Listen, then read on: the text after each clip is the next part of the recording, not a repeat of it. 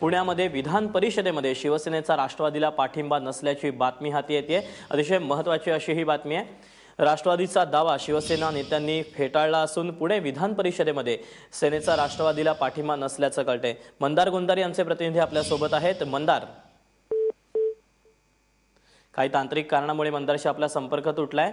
अपक्ष उमेदवार संदीप बाजोर यांनी माघार घेतली आणि यवतमाळ विधान परिषद निवडणूक असेल किंवा पुणे मध्ये आता विधान परिषदेमध्ये सेनेनं राष्ट्रवादीला कुठलाही पाठिंबा दिला नाहीये। राष्ट्रवादीच्या नेत्यांनी दावा केला होता, मात्र शिवसेनेनं हा जो दावा आहे तो फेटाळलाय। येत्या काही दिवसांमध्ये विधान परिषदेच्या निवडणुका होत आहेत आणि यामुळे आता राजकारणामध्ये सुद्धा वेगवेगळी गणितं मांडली जात आहेत आणि त्याच्यातूनच एक महत्त्वाची बातमी आता पुण्यामध्ये येते।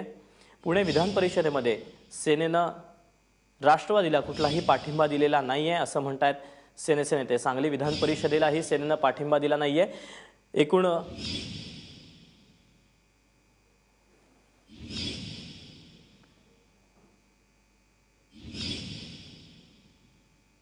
त्यामुळे आता नेमकं काय राजकारण रंगतं याकडे आता सगळ्यांचं लक्ष लागलंय।